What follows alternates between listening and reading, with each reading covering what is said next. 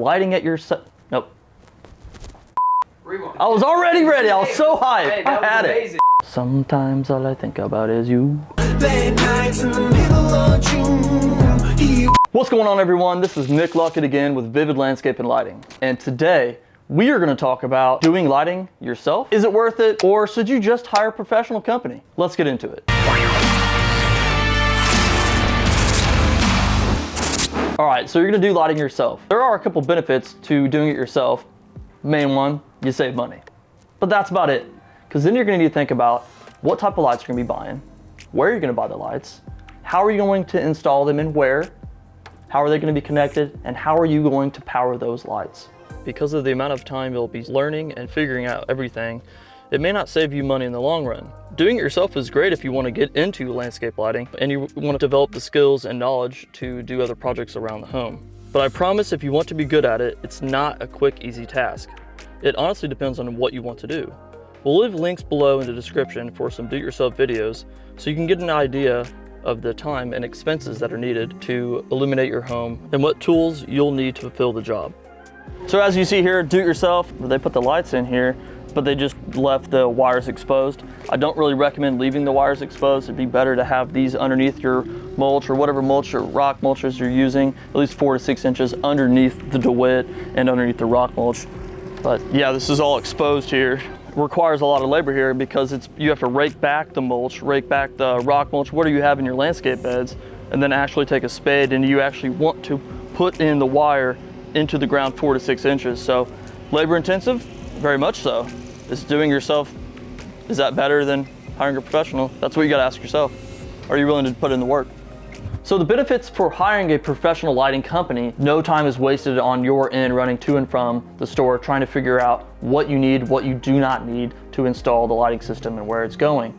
So you're hiring a professional to get everything done right the first time that will last you a lifetime, most of the time, at your home. Really, the only main downfall for hiring a professional company is you are going to spend more money most of the time. But that's mainly for the labor and the professionalism of the job being done correctly the first time, instead of having to go through all of the trouble just to make your house look good at night. One of the best things about hiring a lighting professional is what they have available to them. The public most of the time doesn't have the ability to work with manufacturers, and if they're going to go to the local hardware store or a Lowe's or Home Depot box store, they only have a couple options for low voltage lighting to choose from. Now, with someone like myself, we have several different types of manufacturers and several different types of fixtures to choose from. So what you do see here is typically your standard accent uplight or a spot. Now, something like this will be available in the box stores, home improvement stores, but the special thing about this accent uplight is different. This is made from one of my manufacturers here. I can open up the inside, change the guts around to change the lumen output.